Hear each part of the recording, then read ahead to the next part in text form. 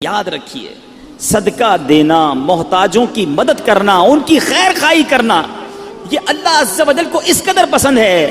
بعض اوقات کچھ لوگ صدقہ دیتے وقت، خیرات دیتے وقت، اللہ کی راہ میں خرچ کرتے وقت یہ سوچتے ہیں کہ دوسروں کو دے دیں گے تو ہمارا کیا ہوگا، ہمارے کام کیسے بنیں گے، سب کو بانٹ دیں گے تو ہمارے رزق کا کیا ہوگا۔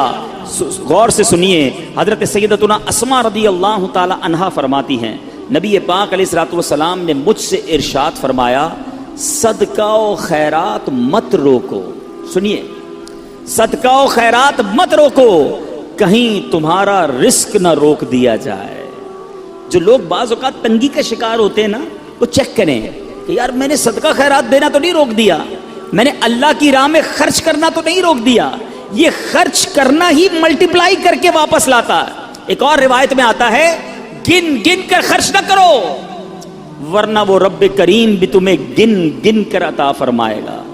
جو لوگ گن گن کر دیتے ہیں نا، بس بھائی زکوٰۃ پوری ہو گئی، اتنا ہی دینا تھا، اب اگلے سال آنا، ارے رب کریم تمہیں عطا فرمائی جا رہا ہے، تم بھی بانٹے چلے جاؤ، تم بھی دیتے چلے جاؤ، وہ اور اپنے خزانوں سے عطا فرمائے گا۔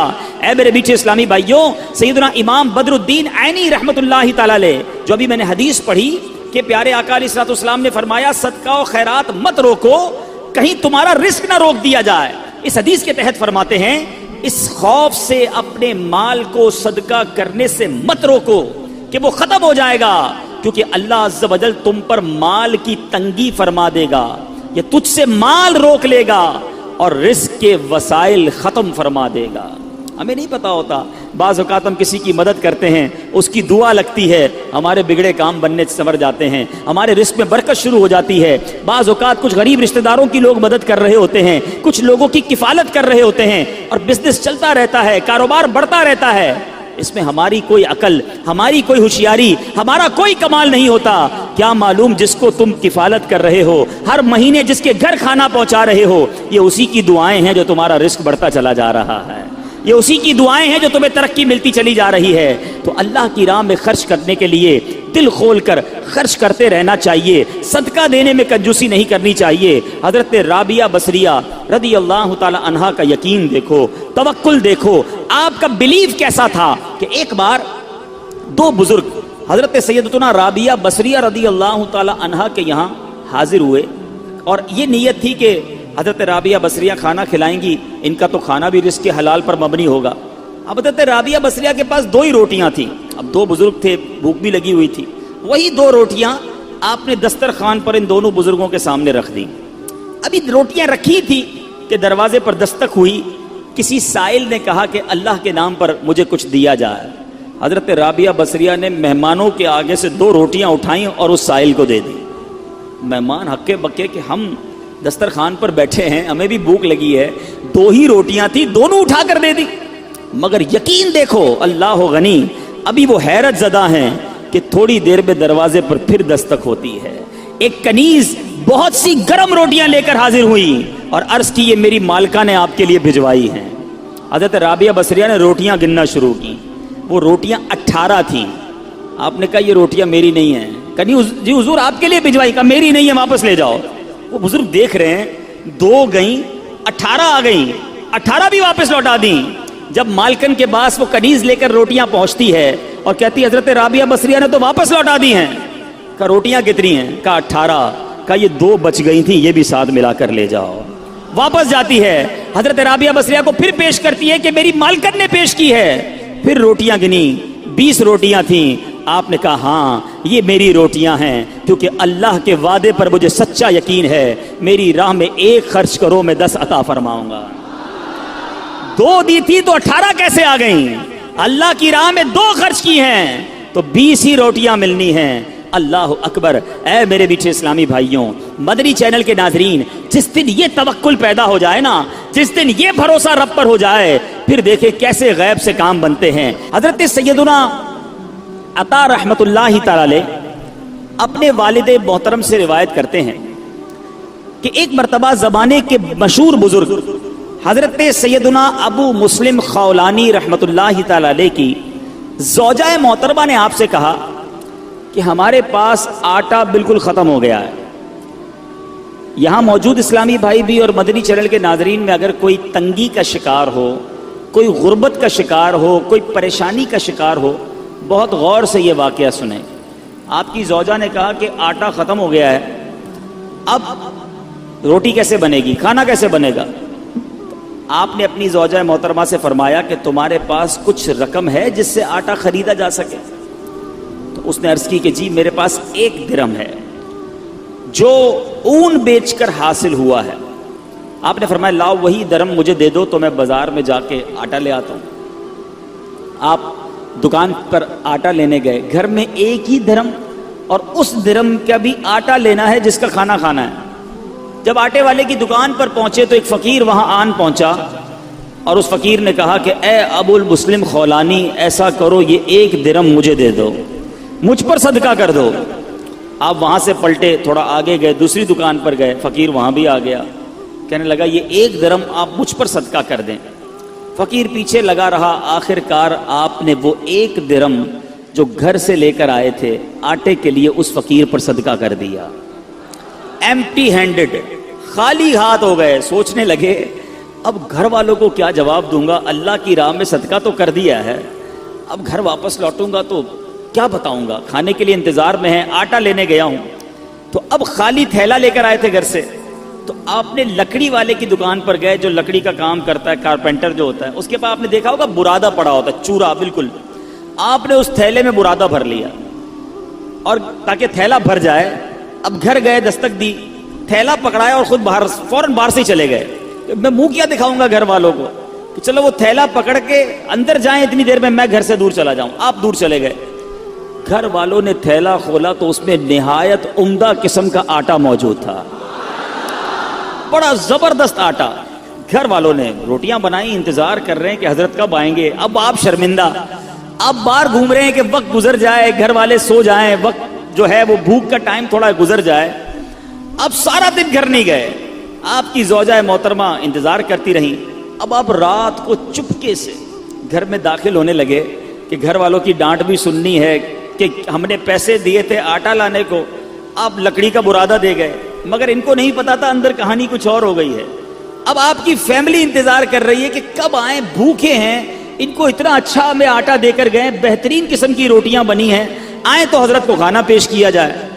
آپ چپکے سے گھر میں داخل ہوئے تو آپ کی زوجہ محترمہ فوراً سامنے آ گئیں۔ اب آپ شرمندہ، مگر آپ کی زوجہ محترمہ بہترین قسم کی روٹیاں انہوں نے سامنے پیش کی۔ آپ حیران ہوئے کہ یہ کہاں سے آیا؟ تو آپ کی زوجہ نے کہا یہ اسی آٹے کی روٹیاں ہیں جو آپ لائے تھے۔ جب یہ سنا تو آپ کی آنکھوں میں آنسو آ گئے، آپ رونے لگے، اپنے پروردگار کا شکر ادا کیا کہ اس نے میری لاج رکھ لی اور مٹی کو عمدہ آٹے میں تبدیل فرما دیا۔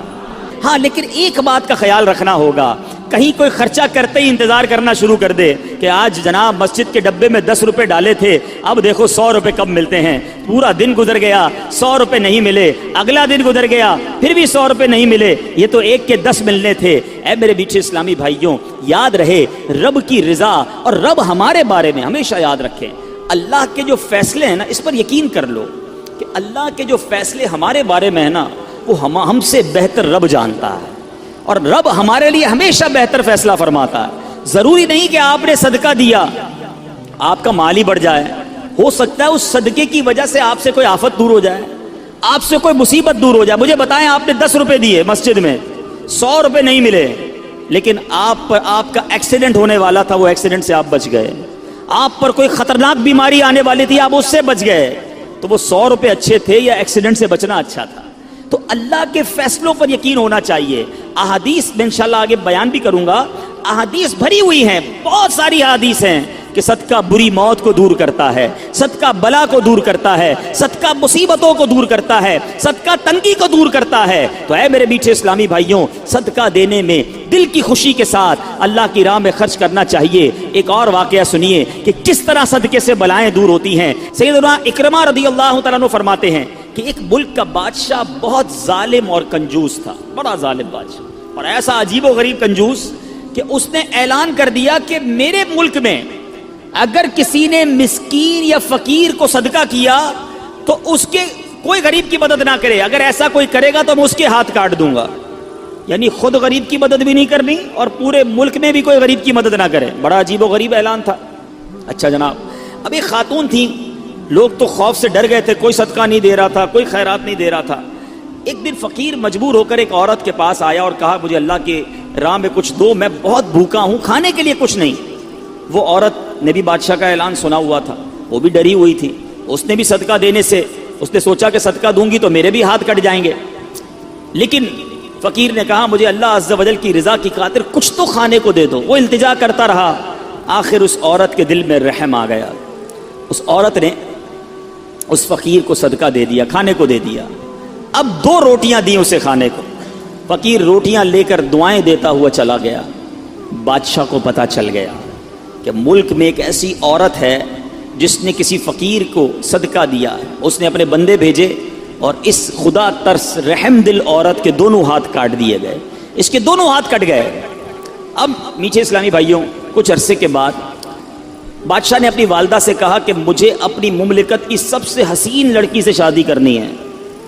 اس کی ماں نے جب معلومات کروائی تو پتہ چلا پورے ملک میں ایک لڑکی سب سے زیادہ حسین ہے, مگر اس میں ایک خامی یہ ہے کہ اس کے دونوں ہاتھ نہیں ہیں. اس نے بادشاہ سے کہا. بادشاہ نے لڑکی کو دیکھا, اسے پسند آئی, اس سے شادی کر لی اور وہ عورت اب ملکہ بن گئی. جس نے 2 روٹیاں صدقہ کی, ہاتھ کٹ گئے, اب وہ بادشاہ کی زوجہ بن گئی. بڑی زندگی آرام سے گزرنے لگی, مگر ایک اور امتحان اس کی زندگی میں باقی تھا. پھر کیا ہوا کہ کیونکہ اور بھی اس کی بیویاں تھیں بادشاہ کی, نئی نویلی دلہن کے ساتھ بادشاہ بہت وقت گزارتا, بڑی نوازشات کرتا.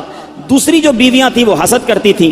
ایک مرتبہ بادشاہ طویل عرصے کے لیے ملک سے باہر گیا تو بادشاہ کی بیویوں کو اچھا موقع ملا. انہوں نے بادشاہ کو خط میں لکھا کہ تمہارے پیچھے تمہاری جو بیوی ہے, نئی دلہن جو ہے, وہ برے کام کرتی ہے, اس کا کردار اچھا نہیں. بادشاہ نے بغیر کسی تحقیق کے حکم دے دیا کہ میری بیوی کو اٹھایا جائے اور جنگل میں پھینک دیا جائے. محل سے نکال کر جنگل میں پھینک دو. اب وہ عورت جنگل میں پہنچ گئی. بیابان جنگل تھا. اس کا ایک بیٹا بھی ہو گیا تھا بادشاہ سے. اب اتنی دیر میں میرے میٹھے اسلامی بھائیوں, وہ عورت اس جنگل میں نہر میں پانی پینے کے لیے جھکی تو اس کے ہاتھ سے وہ بچہ بھی پانی میں گر گیا. زور زور سے رونے لگی. بچہ بھی پانی میں ہے, دونوں ہاتھ بھی نہیں ہیں. پکارے تو کسے پکارے. اچانک 2 خوبصورت نوجوان آئے. انہوں نے کہا آپ کیوں رو رہی ہیں؟ کہا میرا بچہ پانی میں چلا گیا ہے. اس نے فوراً, اس نوجوان نے آگے جا کر اس بچے کو پانی سے نکالا. کہا اور آپ کو کچھ چاہیے تو بتائیے, کوئی اور آپ کی خواہش ہو تو بتائیے, کچھ اور آپ دعا کرنا چاہیں. تو اس عورت نے کہا کہ میرے ہاتھ مجھے واپس مل جائیں. ان نوجوانوں نے دعا کی, اللہ تعالیٰ نے دونوں ہاتھ بھی اسے واپس کر دیے. اب ان نوجوانوں نے اس عورت کو کہا کہ آپ جانتی ہیں ہم کون ہیں, ہم دونوں کون ہیں؟ تو عورت نے کہا میں تو نہیں جانتی, البتہ یہ معلوم ہے آپ کی برکت سے میرا بچہ بھی مل گیا, میرے ہاتھ بھی واپس آ گئے. وہ 2 نوجوان کہتے ہیں ہم تیری وہی 2 روٹیاں ہیں جو تو نے غریب سائل کو دی تھی. صدقہ اللہ کی راہ میں خرچ کرنا کب کہاں کام آتا ہے. اس عورت کو 2 روٹیوں کے بدلے 20 روٹیاں نہیں ملی. حضرت رابعہ بصریہ کو 20 روٹیاں ملی تھی. ہو سکتا ہے کوئی کیلکولیشن کرنے والا کہے یار میں 1000 روپے دوں گا 1 لاکھ روپے مل جائیں گے. نہیں ملے, مگر اس کو ہاتھ واپس مل گئے, بچہ واپس مل گیا. کیا معلوم مجھ پر اور آپ پر کوئی بلا آنے والی ہو, کوئی مصیبت آنے والی ہو, کوئی بیماری آنے والی ہو, اگر اللہ کی راہ میں صدقہ دیں, کسی غریب کی مدد کریں اور اس کے دل سے دعا نکلے اور اللہ کریم ہم سے وہ مصیبت کو ٹال دے. تو اے میرے میٹھے اسلامی بھائیوں, مدری چینل کے ناظرین جو آج کورنگی میں مجھے سن رہے ہیں, بعض اوقات جب صدقہ اور خیرات کی بات آتی ہے تو بعض لوگوں کے ذہنوں میں یہ بات آتی ہے میں تو خود غریب ہوں, میں تو خود پریشان ہوں, میں تو خود نوکری کرتا ہوں, میں تو خود کرائے کے گھر میں رہتا ہوں, ارے میں صدقہ اور خیرات کیسے دوں. یہ غلطی ہے میرے میٹھے اسلامی بھائیوں. یاد رکھیے اللہ تبارک و تعالیٰ کی بارگاہ میں اخلاص دیکھا جاتا ہے. رب کی بارگاہ میں کوانٹٹی نہیں کوالٹی دیکھی جاتی ہے. کوئی لاکھوں صدقہ کرے, اخلاص نہیں, اس کے صدقے کا کوئی فائدہ نہیں. کوئی 1 روپیہ صدقہ کرے اور اللہ کی رضا کے لیے اخلاص کے ساتھ کرے, کیا معلوم وہی روپیہ اس کی مغفرت کا ذریعہ بن جائے. تو نیت بارگاہ الہی میں دیکھی جاتی ہے. یہ گویا اللہ سے کاروبار ہے. اس کو خرچ کرتے وقت دل میں ملال نہ لانا. اللہ نے تھوڑے دیے ہیں, تھوڑے خرچ کرتے رہو، جب وہ زیادہ عطا فرمائے زیادہ خرچ کرتے رہو، اللہ کی راہ میں خرچ کرتے رہا کرو، وہ رب کریم تمہارا ملٹیپلائی کر کر بہت زیادہ بڑھا کر تمہیں عطا فرمائے گا۔ اے میرے بیچ اسلامی بھائیوں، قرآن مجید فرقان حمید میں صدقہ دینے والے، اللہ کی راہ میں خرچ کرنے والوں کے کیسے کیسے فضائل بیان ہوئے، سبحان اللہ۔ قرآن صدقہ کرنے والوں کی تعریف اور صدقہ کرنے کی ترغیب دیتے ہوئے کیا ارشاد فرماتا ہے، چنانچہ پارہ 27 سورہ حدید آیت نمبر 18 میں اللہ تبارک و تعالی فرماتا ہے، ان المصدقین والمصدقات واقرضوا اللہ قرضا حسنا یضاعف لهم ولهم اجر کریم۔ ترجمہ کنز الایمان، بے شک صدقہ دینے والے مرد اور صدقہ دینے والی عورتیں اور وہ جنہوں نے اللہ کو اچھا قرض دیا ان کے دونے ہیں اور ان کے لیے عزت کا ثواب ہے۔ اسی طرح حدیثوں میں صدقے کے کیسے فضائل، اللہ اللہ، نبی پاک علیہ الصلوۃ والسلام فرماتے ہیں صدقہ برائی کے 70 دروازے بند کرتا ہے۔ پتہ نہیں کون کون سی برائی میرے پاس آنے والی ہو، میرے گھر میں کون کون سی برائی آنے والی ہو، صدقہ دیا اور وہ برائی کا دروازہ بند ہو جائے۔ پیارے آقا علیہ الصلوۃ والسلام فرماتے ہیں جو اللہ عز و جل کی رضا کی خاطر صدقہ کرے تو وہ صدقہ اس کے اور آگ کے درمیان آڑ بن جاتا ہے۔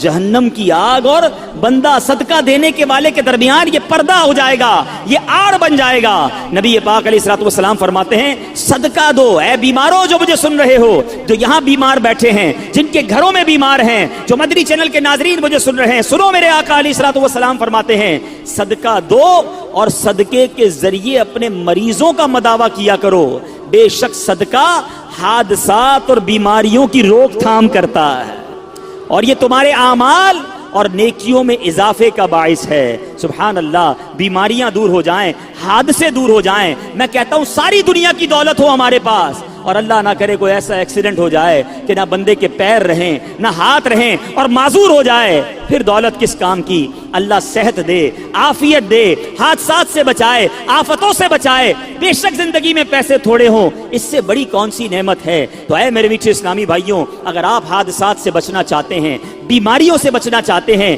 آپ مصیبتوں سے بچنا چاہتے ہیں، صدقہ دینے کی عادت اپنائیں، صبح و شام صدقہ دینے کی عادت اپنائیں۔ نبی پاک علیہ الصلوۃ والسلام فرماتے ہیں صبح سویرے صدقہ کا ادا کرو، شام میں بھی دینا چاہیے، رات میں بھی دینا چاہیے، مگر صبح سویرے صدقہ دینے کی فضیلت کیا فرمائی آقا نے؟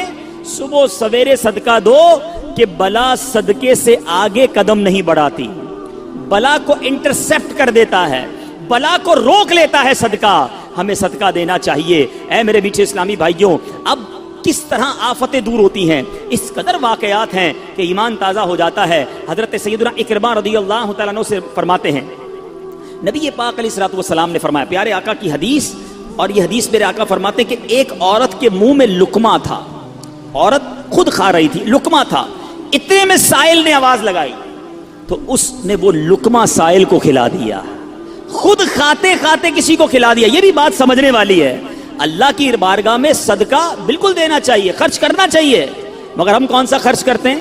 جو بچ گیا، کھانا بچ گیا، چلو بھائی کسی غریب کو کھلا دو، کپڑے پھٹنے والے ہو گئے ہیں، چلو کسی غریب کو دے دو، چھوٹے ہو گئے ہیں کپڑے، چلو کسی غریب کو دے دو، اچھا اب سردیاں آ گئی، اب گرمیاں آ گئی ہیں، کمبل پرانے پھٹ گئے، ہمارے گھر کے لیے نئے لینے، چلو یہ پھٹے ہوئے کمبل کسی کو دے دو۔ ایوری تھنگ، وہ تمام چیزیں جو میرے اور آپ کے استعمال میں نہیں، وہ اللہ کی راہ میں دینی ہے۔ اللہ کی راہ میں معاذ اللہ پھٹا پرانا ضائع ہونے والا گرا پڑا دینا ہے۔ میں یہ نہیں کہتا جو یہ دیتا ہے اس کو ثواب نہیں ملتا، مگر اپنے دل سے پوچھو، اپنے لیے خریدنا ہے تو شاندار کپڑا، بچوں کے لیے خریدنا ہے تو بہترین کھانا ہے، اپنے لیے سویٹر سردی میں خریدنا ہے تو اچھے ویسے اچھا والا، اللہ کی راہ میں دینا ہے تو پرانا والا پھٹا ہوا۔ اپنے دل سے پوچھو یہ کیا کر رہے ہو؟ بلکہ ہمارا تو مائنڈ سیٹ ایسا عجیب و غریب بن گیا ہے، گھر میں 4 بچے ہو نا، ایک بیٹا بڑا زبردست ہوشیار، سبق بھی اچھا یاد کرتا ہو، ہم کہتے ہیں یار یہ بڑا ہوشیار ہے، اس کو ڈاکٹر بنائیں گے۔ اچھا دوسرا وہ حساب کتاب میں بڑا تیز ہے، چھوٹا ہے لیکن حساب بہت اچھا کرتا ہے، اس کو اکاؤنٹنٹ بنائیں گے۔ اچھا تیسرا وہ گھر کے سارے پرزے ورزے خود ہی ٹھیک کر لیتا ہے، اپنے کھلونے بھی ٹھیک کر لیتا ہے، بڑا دماغ چلتا ہے اس کا، اس کو انجینئر بنائیں گے۔ اچھا جناب چوتھے کی زبان تھوڑی سی اٹکتی ہے، بہت شرارتی ہے، کچھ بھی سبق یاد نہیں کرتا، پیر بھی لنگڑاتا ہے اس کا، تھوڑا سا معذور بھی ہے، اس کا کیا کریں گے؟ یہ مدرسے میں دے دو۔ اب اپنے آپ سے پوچھو، اپنے گھر کا بہترین بچہ نہیں بچہ بھی وہ مدرسے میں دینا ہے جو ہمارے کسی کام کا نہیں ہے. پھر ہم کہتے ہیں پتہ نہیں ہمارے علماء جو ہیں وہ زمانے کے مطابق بات نہیں کرتے, اس قدر جناب ہمارے علماء کے اندر ایجوکیشن نہیں ہے. آپ بتائیں نا, ہم نے کون سا را مٹیریل دیا مدرسے کو؟ ہم دیتے نا اپنے خاندان کا سب سے ذہین بچہ کہ بناؤ اس کو مفتی, یہ ساری دنیا میں جا کر دین کا ڈنکا بجائے گا. مگر ہم نے اپنا اچھا بچہ اپنے لیے سنبھال کے رکھنا ہے, جس بچے کا کوئی فائدہ نہیں, کوئی کام نہیں, اس کو مدرسے میں ڈال دو. ایسا نہیں ہونا چاہیے. اللہ کی راہ میں خرچ کرنے کی باری آتی ہے تو دل پر بوجھ کیوں ہوتا ہے؟ ارے دیا کس نے مجھے اور آپ کو؟ قرآن پاک کے 4 پارے کی پہلی آیت ہے, لن تنالوا البر حتى تنفقوا مما تحبون. قرآن کہتا ہے تم ہرگز بھلائی کو نہیں پہنچ سکتے جب تک اللہ کی راہ میں اپنی پیاری چیز خرچ نہ کرو. کون کرتا ہے پیاری چیز خرچ؟ ارے مزہ اسی میں. اس خاتون نے جو میرے آقا حدیث میں سنا رہا ہوں, اپنے منہ کا لقمہ نکال کر سائل کو دے دیا. ہم کہتے نہیں یار, پہلے میں کھا لوں پھر بچ جائے گا تو کسی کو کھلاؤں گا, پہلے میرا کام سیدھا ہو جائے, پہلے میں اپنا کام کر لوں, اس کی باری بعد میں آئے گی. ٹھیک ہے, جیسا دو گے ویسا ملے گا بھائی. اچھا دو گے, دل سے دو گے, اخلاص سے دو گے, اللہ کی رضا کے لیے دو گے, پھر دیکھو رب تمہیں کیا عطا فرماتا. اب سنو اس عورت کو کیا ملا, اپنا لقمہ نکال کر فقیر کو کھلا دیا, خود کھا رہی تھی. اب کیا ہوا, کچھ عرصے کے بعد اس عورت کے یہاں بچے کی ولادت ہوئی. میں اپنا واقعہ نہیں سنا رہا, حدیث سنا رہا ہوں. عورت کے یہاں بچے کی ولادت ہوئی. جب وہ کچھ بڑا ہوا تو اسے بھیڑیا اٹھا کر لے گیا. عورت اس بھیڑیے کے پیچھے بھاگتی رہی, پکارتی رہی, میرا بیٹا میرا بیٹا. اب اللہ تبارک و تعالیٰ نے ایک فرشتے کو حکم دیا کہ اس بھیڑیے کے پاس جاؤ, اس کے منہ سے اس عورت کا بچہ چھین کر عورت کے حوالے کر دو, اور اس کی ماں سے کہنا اللہ عز و جل نے تم پر سلام بھیجا ہے اور یہ لقمے کے بدلے لقمہ ہو گیا ہے. تم نے اپنے منہ سے لقمہ نکال کر میری راہ میں خرچ کیا تھا, تمہارے بچے کو بھیڑیے کے منہ سے نکال کر اللہ نے واپس عطا فرما دیا. یہ ہے صدقہ. مگر میں دوبارہ عرض کر رہا ہوں, صدقہ دیں خوش دلی کے ساتھ, اچھی نیتوں کے ساتھ. اس میں شیطان اس قدر مردود ہے, ایسا بکار, ایک تو ہم سے نیکی ہونے نہیں دیتا, نیکی ہو جائے تو بچنے نہیں دیتا. اب نیکی ہو گئی نا تو پیٹ میں گڑگڑ. اب بتاؤ کسی کو بھائی میں نے غریب کو 5,000 دیے ہیں, میں نے اس کی بچی کی شادی کرائی ہے, میں نے مسجد میں قالین بچھائے ہیں. آج کل بڑی گرمی تھی جناب, اللہ کا شکر ہے میں نے مسجد میں کولر لگا کر دیا. کیوں بتانا ہے سب کو؟ ذرا صدقہ کیا, اب سب کو بتانا ہے. اعلان کرواتے ہیں امام صاحب, اب امام صاحب نہیں ہے ورنہ وہ بتاتے کہ خاص طور پر پرچی آئے گی کہ فلاں حاجی صاحب کے لیے خاص دعا کریں, مسجد کے لیے 5,000 روپے دیے ہیں, مسجد کے لیے پنکھا لگا کر دیا ہے, مسجد کے لیے کولر لگا کے دیا. کیوں میرا اور آپ کا دل چاہتا ہے کہ میرا خاص اعلان ہونا چاہیے, میرے نام لے کر بتائیں لوگوں کو کہ میں نے یہ خرچہ کیا ہے. اپنے آپ سے پوچھو, یہ اللہ کے لیے خرچ کر رہے ہو یا لوگوں کو بتانے کے لیے کر رہے ہو؟ ضائع کر دیتے ہیں ہم, خرچ کر کے ضائع. اور غلطی کیا کرتے ہیں کہ جو عام غریبوں کی مدد کرتے ہیں ان پر احسان جتاتے ہیں. اتنا سخت جرم ہے, اتنی شدید دل آزاری ہے. میں ایک واقعہ نہیں بھولتا, ایک بزنس مین تھے, ان کے پاس گیا اور ہم گئے تھے دعوت اسلامی کی احتیاط کے لیے. بہت پیسے والا شخص تھا. ہم بیٹھے تھے, چائے لے کر اس کا ایک ملازم آیا. اب یقین کریں اس بندے نے اس ملازم کے سامنے کہا کہ میں نے اس کی بچی کی شادی کروائی ہے, اس کو گھر دلوایا ہے, پوچھیں اس سے. آپ مجھے کہتا پوچھیں اس سے. میں اس ملازم کو دیکھ رہا تھا, یعنی ایسا فیل ہو رہا تھا کہ اس کا جی چاہ رہا تھا زمین پھٹے اور میں اندر چلا جاؤں. آپ کیا چاہتے ہیں یہ کہہ کر؟ اپنے صدقے دے کر کسی کو ذلیل کرنا چاہتے ہیں؟ اپنے بارے میں سوچو نا, کہ مجھے کبھی کسی سے مدد لینے کی ضرورت پڑے اور مجھے بعد میں وہ کہے کہ میں نے تمہارے ساتھ 4 آدمیوں کے سامنے کہے تمہارے ساتھ یہ بھلائی کی تھی, تو بندہ کتنا افسردہ ہو کہ یار میں نے اس سے کیا مدد لے لی, یہ تو جب دیکھو مجھے ذلیل کرتا. یہ بہت بڑی غلطی ہے. یہ صدقہ تو گیا, صدقہ تو ضائع ہو گیا. قرآن کہتا ہے اپنے صدقوں کو ضائع مت کرو, الٹا گناہ ہو گیا, آپ نے دل آزاری کی, اسے ذلیل کیا. اللہ اکبر. امہات المومنین حضرت عائشہ صدیقہ رضی اللہ تعالیٰ عنہ, اور ایک اور ہماری امی حضور کا طریقہ سنو, اسلاف کیسے تھے. اللہ اکبر. وہ جب کسی اپنے غلام کو پیسے دیتی نا, کہتی جاؤ کسی غریب کو صدقہ کر کے آؤ, تو کہتی اس سے ہمارے لیے اس صدقے کے بدلے دعا نہ کروانا. کیوں؟ کہ صدقے کا بدلہ اللہ سے لیں گے. اچھا اگر وہ کوئی دعا دے دیتا تو کہتی دعا نوٹ کروا کے آنا, نوٹ کر کے آنا. اب وہ غلام آ کے بتاتا کہ اما حضور میں نے ایک غریب کو پیسے دیے, آپ کا دیا ہوا صدقہ دیا, اس نے آپ کو یہ والی 4 دعائیں دی ہیں. آپ ہاتھ اٹھاتی اور وہی 4 دعائیں اس غریب کے حق میں کرتی, فرماتی دعا کا بدلہ دعا ہو گیا, صدقے کا ثواب اللہ سے لیں گے. یہ مائنڈ سیٹ کہ ہم کسی سے کیوں مدد چاہیں, ہم کسی سے رپلائی کیوں چاہیں. ہمارا ایک اور طریقہ کیا ہوتا ہے, اچھا یا تو احسان نہیں جتائیں گے نا, تو صدقہ دے کر کیا کہیں گے, اب جس کو صدقہ دیا نا یا جس کی مدد کی, گھر بنا دیا, شادی کر دی, قرضہ دے دیا, اب دل میں تمنا ہوگی میں جب بھی جاؤں نا یہ میری عزت کرے, میری رسپیکٹ کرے, مجھے چائے پہ بلائے, میں اس کے گھر جاؤں تو اسپیشل طریقے سے بٹھائے مجھے. یہ کیوں تمنا ہے کہ جو میں نے صدقہ دیا ہے اس کا رپلائی ملے. بلکہ یہاں تک ہوتا ہے کسی کو عمرے پہ بھیج دے نا, کوئی مدینے بھیج دے, عمرے پہ بھیج دے, ہر چکر میں میرے لیے دعا کرنا, ہاں میرے نام کا عمرہ کرنا, بار بار سرکار کی بارگاہ میں میرا سلام پیش کرنا صلی اللہ تعالی علیہ وسلم. خود سوچئے کہ آپ جو دے رہے ہیں اس کا بدلہ چاہ رہے ہیں. ارے آپ دے دیجئے اور اللہ سے بدلے کی امید رکھیے, وہ رب کریم بہترین بدلہ عطا فرمائے گا. تو بہرحال میرے میٹھے اسلامی بھائیوں, آج یہ ذہن بنا لیجئے کہ ہم نے انشاءاللہ ہر حال میں, غربت میں, تنگی میں, فراخی میں, کشادگی میں, ہر عالم میں انشاءاللہ ہم صدقہ اور خیرات کرتے چلے جائیں گے. اعلیٰ حضرت امام اہل سنت نے دیکھو کیسے فوائد لکھے, سنتے جائیے, جھومتے جائیے اور زور زور سے سبحان اللہ کہتے جائیے. اعلیٰ حضرت فرماتے ہیں صدقہ دینے سے عمریں زیادہ ہوں گی, رزق کی وسعت اور مال میں کثرت ہوگی, اس کی عادت سے کبھی محتاجی نہ ہوگی, خیر و برکتیں پائیں گے, آفتیں بلائیں دور ہوں گی, بری قضا ٹلے گی, 70 دروازے برائی کے بند ہوں گے, 70 قسم کی بلا دور ہوگی, ان کے شہر آباد ہوں گے, شکستہ حالی دور ہوگی, خوف اندیشہ زائل اور اطمینان خاطر حاصل ہوگا, مدد الہی شامل ہو جائے گی, رحمت الہی ان کے لیے واجب ہوگی, ملائکہ ان پر درود بھیجیں گے, رضا الہی کے کام کریں گے, ان کے گناہ بخشے جائیں گے, مغفرت ان کے لیے واجب ہوگی, ان کے گناہوں کی آگ بجھ جائے گی, روز قیامت دوزخ سے امان میں رہیں گے, آتش دوزخ ان پر حرام ہوگی, اور اللہ نے چاہا تو نبی پاک کی نالین کے صدقے سب سے پہلے داخل جنت ہوگا. پھر کیوں نہ صدقہ و خیرات کریں, پھر کیوں نہ اللہ کی راہ میں خرچ کریں.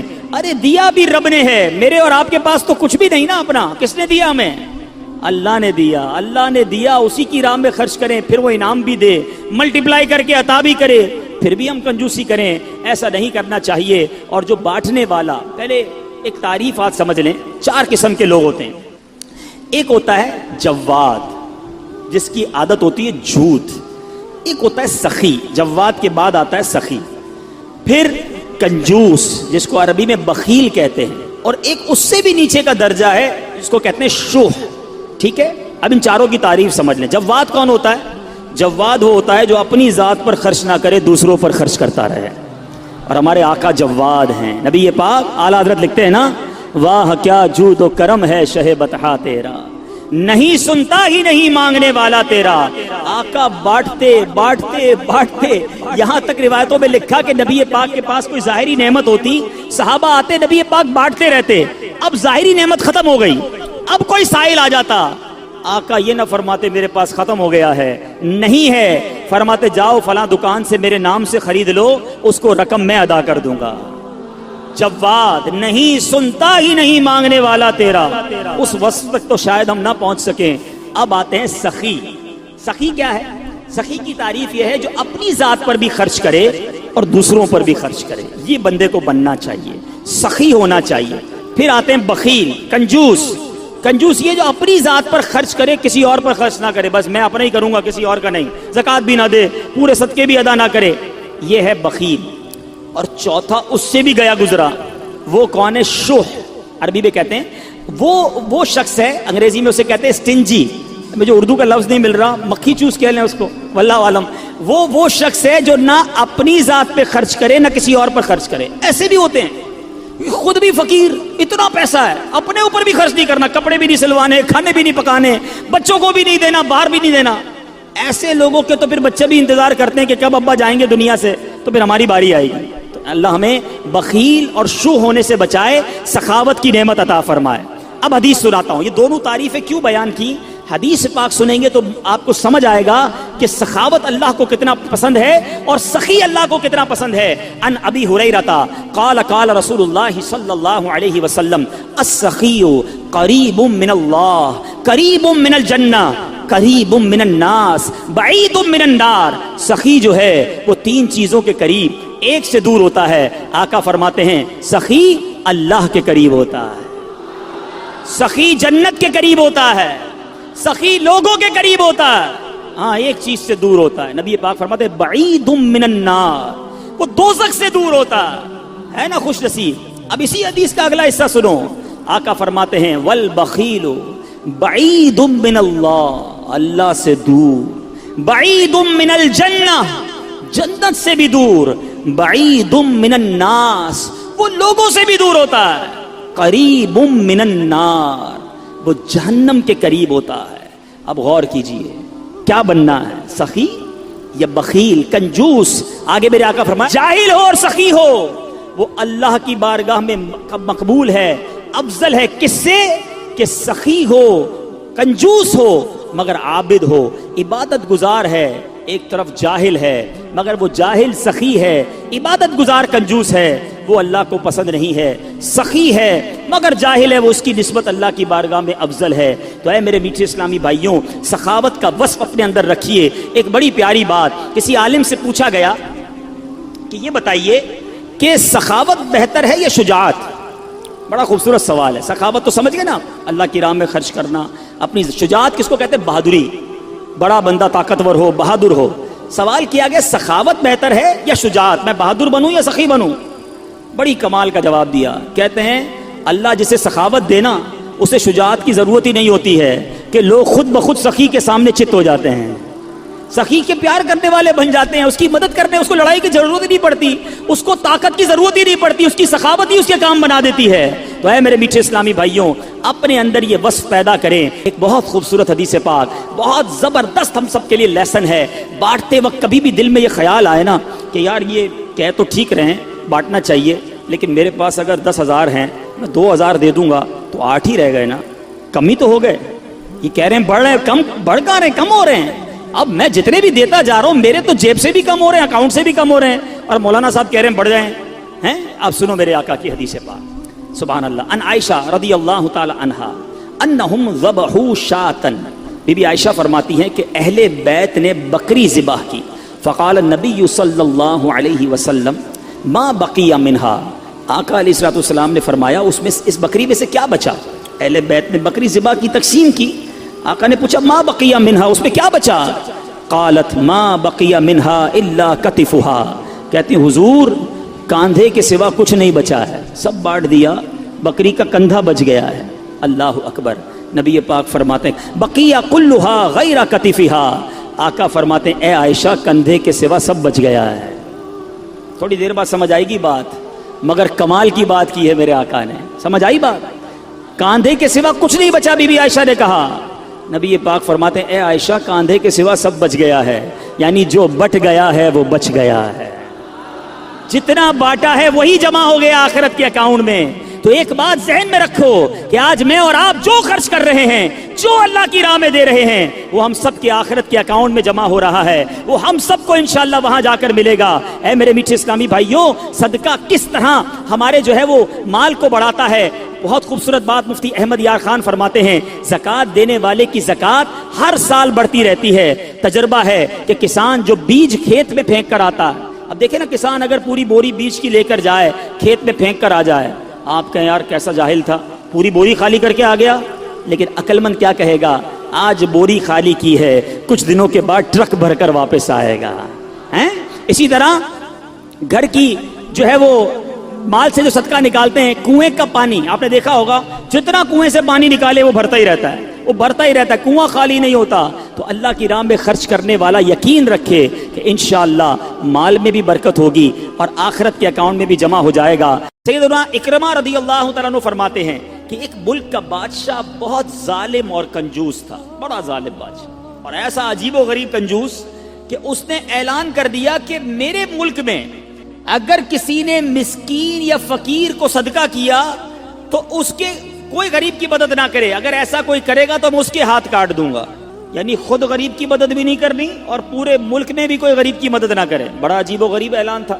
اچھا جناب, اب ایک خاتون تھی, لوگ تو خوف سے ڈر گئے تھے, کوئی صدقہ نہیں دے رہا تھا, کوئی خیرات نہیں دے رہا تھا.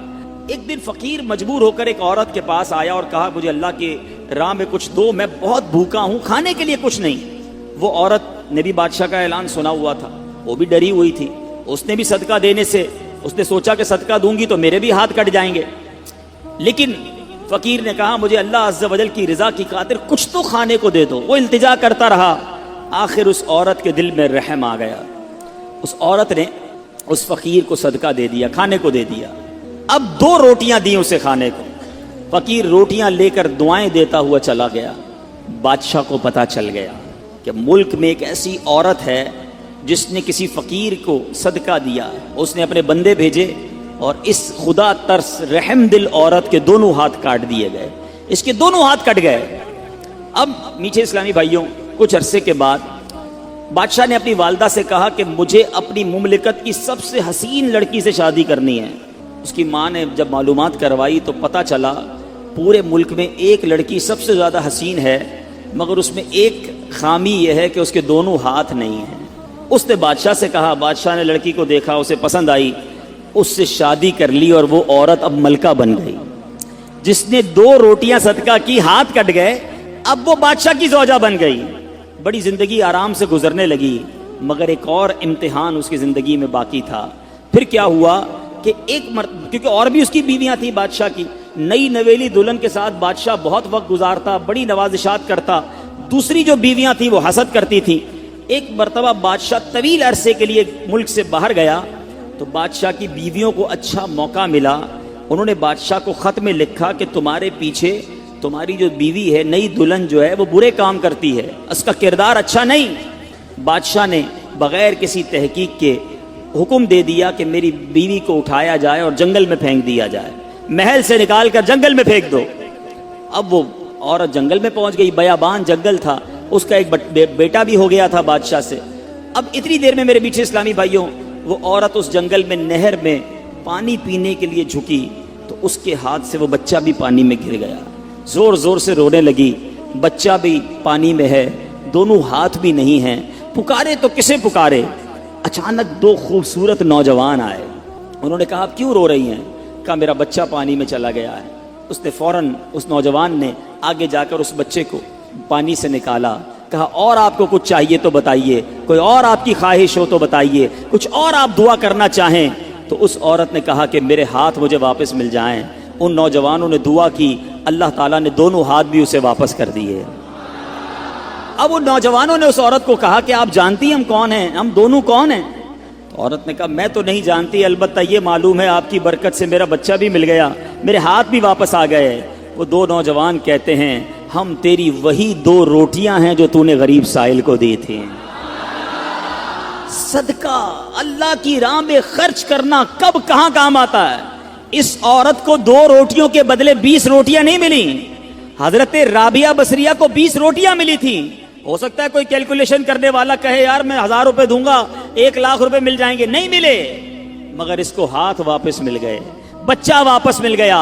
کیا معلوم مجھ پر اور آپ پر کوئی بلا آنے والی ہو، کوئی مصیبت آنے والی ہو، کوئی بیماری آنے والی ہو، اگر اللہ کی راہ میں صدقہ دیں، کسی غریب کی مدد کریں اور اس کے دل سے دعا نکلے اور اللہ کریم ہم سے وہ مصیبت کو ٹال دے تو اے میرے میٹھے اسلامی بھائیوں، حضرت منصور بن عمار رحمۃ اللہ تعالی علیہ ایک روز واز فرما رہے تھے تو کسی حقدار نے 4 درہم کا سوال کیا، کوئی غریب تھا، مسکین تھا، اس نے 4 درہم کا سوال کیا تو آپ رحمت اللہ تعالی نے اعلان کیا کہ جو اس کو 4 درہم دے گا میں اس کو 4 دعائیں دوں گا۔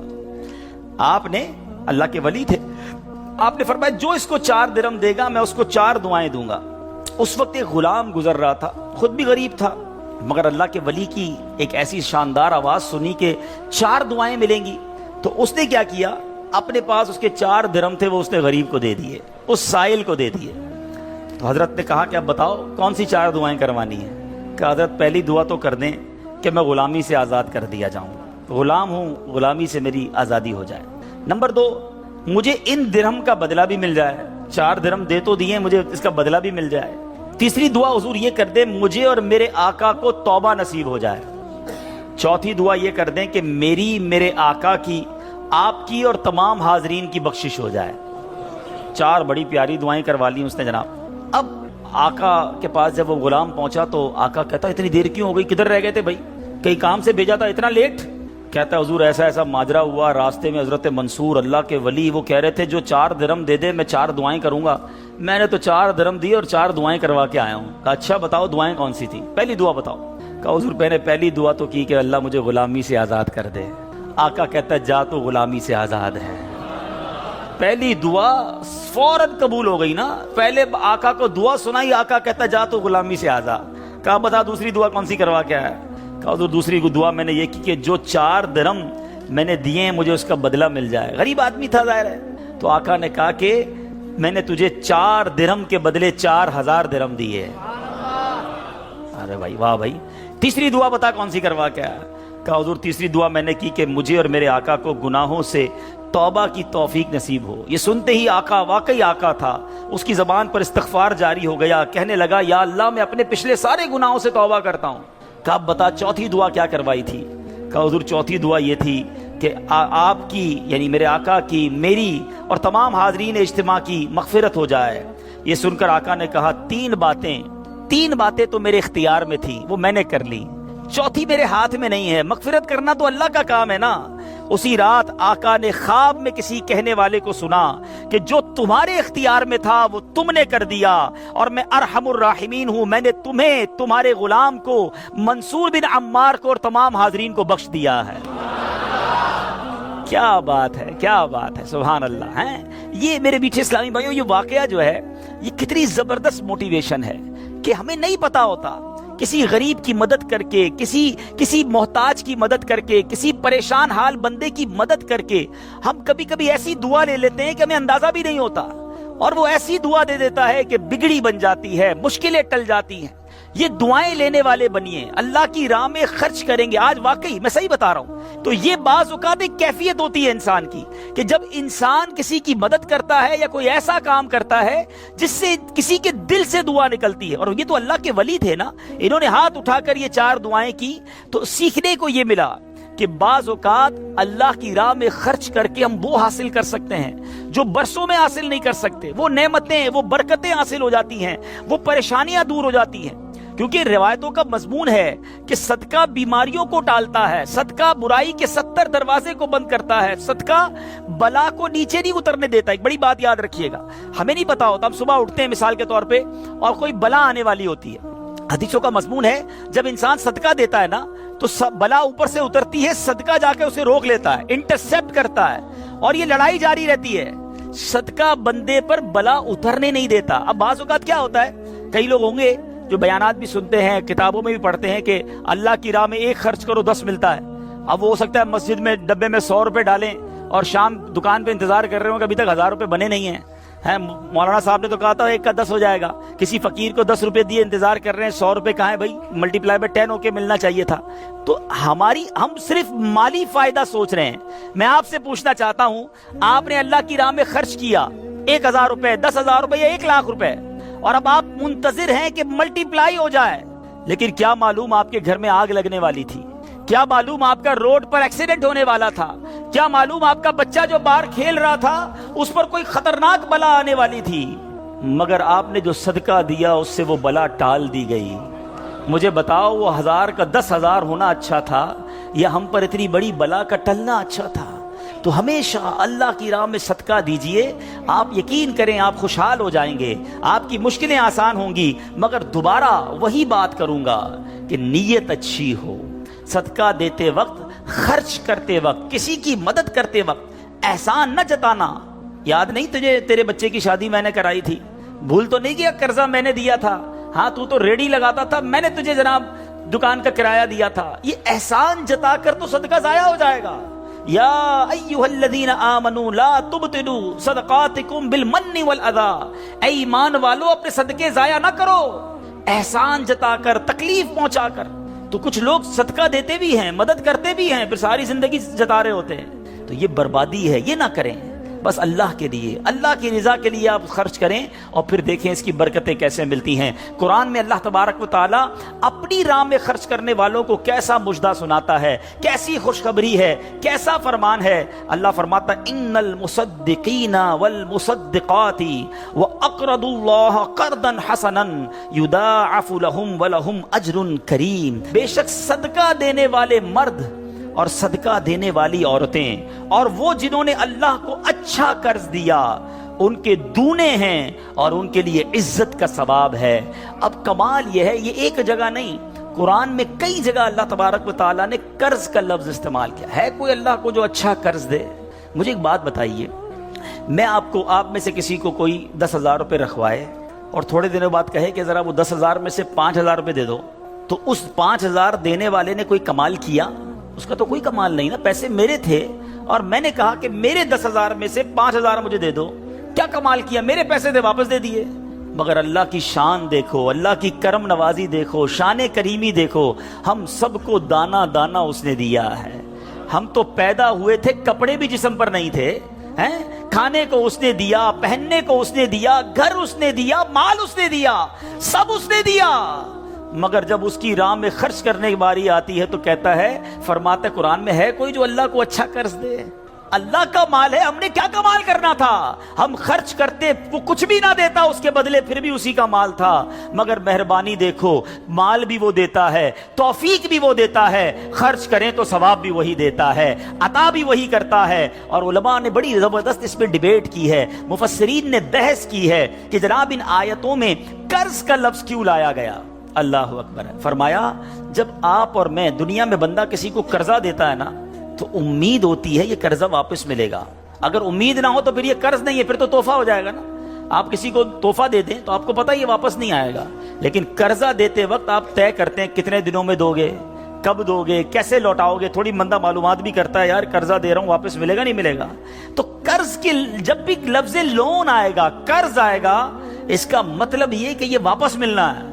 تو اللہ نے قرآن میں گویا وعدہ فرما لیا ہے کہ تم جو میری راہ میں خرچ کرتے ہو، یہ اللہ کو قرض دینا ہے، یہ تمہیں واپس ملے گا، یہ لوٹایا جائے گا اور زیادہ دیا جائے گا۔ تو ہمیں اللہ کی راہ میں خرچ کرتے وقت یہ ذہن رکھنا چاہیے۔ سبحان اللہ۔ اب بانٹنے سے کیا گھٹتا ہے؟ بڑی خوبصورت حدیث پاک ہے، ذرا سمجھیے گا۔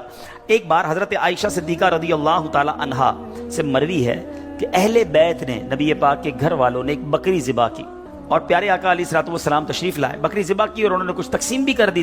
حدیث کا مضمون ہے، نبی پاک آئے اور ارشاد فرمایا کہ اے عائشہ کیا بچا ہے؟ بکری کو کاٹا تھا، تقسیم کی، کیا بچا ہے؟ عرض کی گئی کہ حضور کاندھے کے سوا کچھ نہیں بچا ہے، کاندھے کا گوشت بچا لیا گیا ہوگا، باقی بانٹ دیا۔ نبی پاک نے ایک جملے میں ساری بات سمجھا دی، اگر آپ سمجھ جائیں۔ آقا نے فرمایا عائشہ کاندھے کے سوا سب بچ گیا ہے۔ بات آ رہی ہے سمجھ میں؟ کہا کیا گیا؟ حضور کاندھا بچ گیا ہے، کاندھے کے سوا کچھ نہیں بچا۔ اور نبی پاک نے فرمایا کاندھے کے سوا سب بچ گیا ہے، یعنی جو بٹ گیا ہے وہ بچ گیا ہے۔ یہ ذہن بنا لو کہ آج میں نے اور آپ نے جو اللہ کی راہ میں خرچ کیا وہی بچا ہے، ورنہ باقی تو ہم کھا کے ختم کر دیں گے نا۔ اگر ہم مر جائیں گے تو یہ پیسے تو بچوں کے وراثت میں چلے جائیں گے۔ میرے لیے کیا بچا ہے؟ میرے لیے وہی بچا ہے جو میں نے آگے بھیج دیا ہے، جو بانٹ دیا ہے، جو خرچ کر دیا ہے۔ عقل اگر آ جائے ہمیں، اللہ کرے کہ ہمیں اس بات کی سمجھ آ جائے کہ آج اگر خوشحالی ہے، آج اگر مال جیب میں ہے، بینکوں میں پڑا ہے، گھر خالی پڑے ہیں، یہ خالی پڑے رہ جائیں گے اور میں دنیا سے چلا جاؤں گا۔ اگر میں چاہتا ہوں یہ آخرت کے اکاؤنٹ میں جمع ہو جائیں، میں یہ پیسہ لے کر جنت میں جاؤں اور اس پیسوں کے بدلے جنت کی نعمتیں کما لوں، تو مجھے یہاں یہ اللہ کی راہ میں خرچ کرنا پڑے گا۔ اور یہ بات میں نہیں کہہ رہا، آپ اور میں یہاں رہنے والے بھی، یہاں بھی کمیٹی ڈالی جاتی ہوگی، BC ہوتی ہوگی کہ تھوڑے تھوڑے پیسے جس میں جمع ہوتے ہیں اور وقت پر مل جاتے ہیں، انسان کمیٹی ڈالتا ہے کہ یار کبھی برے وقتوں میں کام آئے گی، بچی کی شادی میں کام آئے گی۔ ایسا ہوتا ہوگا نا آپ کے یہاں بھی۔ اب میں آپ کو حدیث قدسی سناتا ہوں، حدیث قدسی ہے جس کا مضمون ہے، اے ابن آدم اپنا مال میرے پاس جمع کرا دے۔ اللہ فرماتا ہے اے ابن آدم اپنا مال میرے پاس جمع کرا دے، نہ جلے گا، نہ ڈوبے گا، نہ کم ہوگا، میں تجھے اس دن لوٹاؤں گا جس دن تجھے ایک ایک نیکی کی ضرورت ہوگی۔ سیکیورٹی ڈپازٹ، یہ بعض اوقات جو مسجد میں ہمارے آگے سے ڈبہ جاتا ہے نا، یا کبھی کوئی اسلامی بھائی جھولی لے کے بیٹھے ہوتے ہیں, یہ جب جیب سے آپ پیسے نکال کے ڈالتے ہو نا, اس وقت ذہن بناؤ کہ یہ جا نہیں رہا, یہ جمع ہو رہا ہے میرے آخرت کے اکاؤنٹ میں, اور ڈال دوں یار, ابھی آج کل پیسے اچھے ہیں, تھوڑے اور ڈال دوں, جمع ہو جائے, ادھر ملے گا. تو جب بھی آپ کے دن اچھے ہوں, یقین کریں جب آپ کے ہاتھ کھلا ہو, آپ کو لگتا ہے یار اللہ نے بڑا نوازا ہوا ہے, تو فوراً آخرت کے لیے سوچیں. جیسے ہی زیادہ پیسے آتے بندہ سوچتا ہے نا یار آج کل اچھے پیسے ہو گئے, کوئی اچھی جگہ پر گھر لے لیتے ہیں, چلو بچوں کو لے کے کہیں سیر کرانے جاتے ہیں. آپ اپنے پیسے کو دنیا میں انجوائمنٹ کے لیے جب یوز کر رہے ہیں, تو اسی پیسے کو آخرت کی انجوائمنٹ کے لیے, آخرت کی لگزریز کے لیے, آخرت کی نعمتوں کے لیے استعمال کرنے کا ذہن بنائیں اور دیتے چلے جائیں. میں یہاں ایک مشورہ بھی دینا چاہوں گا, بالخصوص میرے بزرگوں کو, اللہ نے جن کو نوازا ہے, بلکہ میں کہتا ہوں تھوڑے پیسے بھی ہیں نا, یہ میرا مشورہ یاد رکھ لو. اور یہ امیر اہل سنت نے ایک بار مدنی مذاکرے میں بھی فرمایا تھا. ہم نے الحمدللہ تحدیث نعمت کے لیے عرض کرتا ہوں, الحمدللہ میری والدہ مرحومہ نے, میرے والد صاحب نے, میں نے خود بھی, ہمارے گھر والوں نے, ہم نے اس طریقے پر عمل کیا اور اس کی برکتیں پائی ہیں. تو اچھی نیت سے میں آپ کو بتاتا ہوں کہ ہم دیکھیں دنیا میں ہیں, ٹھیک ہے, ہم نے بہت سارے ایسے جنازے پڑھے ہیں, ایسے سویم میں بھی گئے ہیں, 40ویں میں بھی گئے ہیں, اور جا کے ہم نے مرحوم کے بچوں کو کہا ہے کہ دیکھیں آپ کے ابو جان چلے گئے دنیا سے, کروڑوں روپے چھوڑ کر گئے ہیں, آپ کے ابو نے کتنا کیا آپ کے لیے, اب آپ اپنے ابو کے لیے کچھ کیجئے, کوئی مسجد بنائیے, کوئی مدرسہ بنائیے, کوئی کنواں کھدوائیے, اپنے والد کو ثواب پہنچائیے. تو وہ بیٹا جس کے لیے باپ نے زندگی گزار دی, کروڑوں اربوں روپے چھوڑ کر گیا, وہ کہتا ہے ابھی تو ہاتھ بڑا ٹائٹ ہے, تو ابھی بعد میں کریں گے, تو بعد میں دیکھ لیں گے, اور ہم دیکھتے ہیں اس کے بعد مرحوم کے لیے بظاہر کچھ نہیں کیا جاتا. تو آج مجھے اور آپ کو اپنی فکر خود کرنی ہے. اگر آپ نے پیسے کمائے ہیں نا, آپ نے مکان بنائے ہیں, آپ نے جائیدادیں بنائی ہیں, تو اپنی فکر خود کیجئے. اس کے دو طریقے ہیں. ایک طریقہ, اپنی زندگی میں ہی انہوں نے ماشاءاللہ یہ مسجد بنا دی, مدرسہ بنا دیا, بہت اچھی بات ہے, یا تو یہ کر لیں. اور اگر یہ نہیں کر پا رہے تو دوسرا طریقہ بتاتا ہوں جو بڑا آسان ہے. وہ یہ ہے کہ انسان کو شریعت نے یہ اختیار دیا ہے کہ آپ اپنی وصیت کر جائیں, اور وصیت میں 30% آپ وصیت کر سکتے ہیں کہ آپ کے چھوڑے گئے مال میں سے 30% کسی نیکی کے کام میں خرچ کر دیا جائے, آپ کے لیے صدقہ جاریہ کے لیے خرچ کر دیا جائے. بھائیوں والا مشورہ ہے, آپ عمل کریں نہ کریں, کہ اگر زندگی میں یہ وصیت کر دیں کہ میرے مرنے کے بعد جو بھی میرا مال بچے گا اس میں سے 30% جو ہے وہ دعوت اسلامی کو یہ کہہ کر دیا جائے کہ میرے لیے صدقہ جاریہ کے لیے مسجد, مدرسہ, جامعہ, کوئی ایسا کام کر دو کہ قیامت تک مجھے ثواب ملتا رہے. مجھے بتاؤ, مرنے کے بعد آپ کا مال 70% تو بچوں کے لیے بچے گا نا, 30% تو اپنے ساتھ لے جاؤ, اپنی جنت بنا لو. ورنہ ہوتا یہ ہے کہ ساری زندگی والد نے محنت کی, محنت کرتے کرتے بوڑھا ہو گیا, لاکھوں کروڑوں روپے کی جائیدادیں چھوڑ کر گیا, اور مرنے کے بعد خاندان میں کوئی ایصال ثواب, کوئی خرچ کرنے کے لیے تیار نہیں ہے. تو دو چیزیں یاد رکھیں, ایک تو زندگی ہی میں اپنے لیے ثواب جاریہ والے کام کر لیں. اللہ کی رحمت سے دعوت اسلامی ساری دنیا میں مسجدیں بنا رہی ہے, ماشاءاللہ ایسے کئی کام ہو رہے ہیں جو قیامت تک چلنے والے ہیں. آپ اپنی زندگی میں اپنے لیے وہ کام کر لیجئے, اور اگر ایسا نہ بھی کر سکیں اور کر بھی لیا ہو تو وصیت کرنے میں تو کوئی حرج نہیں ہے کہ مرنے کے بعد تو میرا مال میرے پاس رہنا ہی نہیں ہے, تو کیوں نہ وہ میرے ساتھ جنت میں مجھے کام آ جائے. اور آج بھی صدقہ کیسی کیسی پریشانیوں اور بیماریوں کو دور کرتا ہے. اللہ اکبر. ایک اور ایمان افروز واقعہ سناتا ہوں کہ ایک بار حضرت عیسیٰ علیہ نبینا علیہ الصلوۃ والسلام کے زمانے میں ایک دھوبی تھا جو لوگوں کے کپڑے آپس میں تبدیل کر دیتا تھا, یعنی لوگوں کے کپڑے ملا دیتا. لوگ بڑے پریشان تھے اس سے. تو لوگوں نے حضرت عیسیٰ علیہ الصلوۃ والسلام کو اس کے متعلق بتایا, تو آپ نے اللہ عز و جل کی بارگاہ میں دعا کی کہ اے اللہ اس کو ہلاک فرما دے. اللہ کے نبی نے ایک ایسے شخص کے لیے دعا کی کہ یا اللہ اس کو ہلاک کر دے, تیرے بندے اس سے بڑے پریشان ہیں. ایک روز وہ دھوبی بالکل اسی معمول میں نکلا, اس کے پاس 3 روٹیاں تھیں. ایک سائل آیا, ایک فقیر آیا, اور اس نے کہا کہ اللہ کے لیے مجھے روٹی دے دو. تو آپ نے, اس دھوبی نے ایک روٹی اس سائل کو دے دی.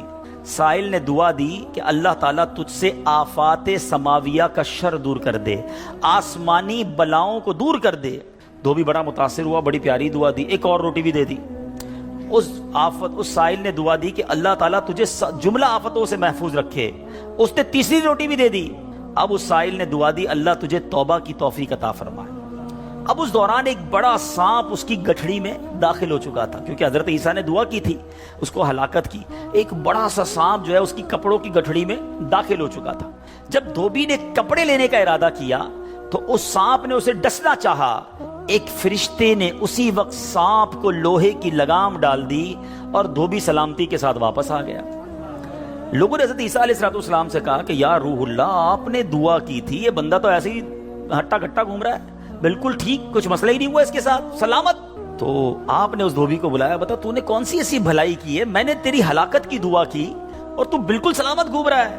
وہ کہتا حضور میں نے 3 روٹیاں صدقہ کی ہیں، اتنے گناہ، اتنی خطائیں، سارا شہر پریشان، مگر جب صدقہ کیا 3 روٹی کا، آپ نے اس سانپ سے پوچھا کہ تو نے قتل کیوں نہیں کیا، تیری تو ڈیوٹی تھی نا۔ تو سانپ کہتا ہے اے اللہ کے نبی، اللہ نے آپ کی دعا تو قبول فرما لی، مجھے ہلاک کرنے کے لیے بھیج بھی دیا، مگر جب اس دھوبی نے ایک سائل کو صدقہ دیا تو ایک فرشتے نے مجھے لوہے کی لگام ڈال کر روک لیا۔ اب وہ دھوبی بھی سارا واقعہ سن رہا تھا کہ اتنے گناہ ہیں، سامنے ایک چھوٹا سا صدقہ کیا، میری ہلاکت رک گئی۔ اس دھوبی نے بھی توبہ کر لی، اپنے گناہوں سے تائب ہو گیا۔ کیا سیکھنے کو ملا؟ صدقہ بلاؤں کو ٹالتا ہے، صدقہ مصیبتوں کو ٹالتا ہے، صدقہ عمر میں برکت لاتا ہے۔ ایک بار حضرت داؤد علیہ نبینا علیہ الصلوۃ والسلام کے پاس ایک شخص تھا اور وہ حضرت ملک الموت آئے اور اس کو بڑا گھور کے دیکھنے لگے۔ تو تھوڑی دیر کے بعد ملک الموت تو چلے گئے، تو آپ نے اس شخص نے کہا کہ حضور یہ کون تھا جو مجھے گھور رہا تھا؟ آپ نے کہا ملک الموت تھے۔ ملک الموت سے پوچھا کہ تم کیوں گھور رہے تھے؟ کہا کہ یہ بندے کی اب 3 دن زندگی رہ گئی ہے، اب 3 دن کے بعد یہ دنیا سے چلا جائے گا۔ تھوڑے دن ہوئے تو وہ بندہ گھوم رہا ہے، پھر رہا ہے آپ کے سامنے۔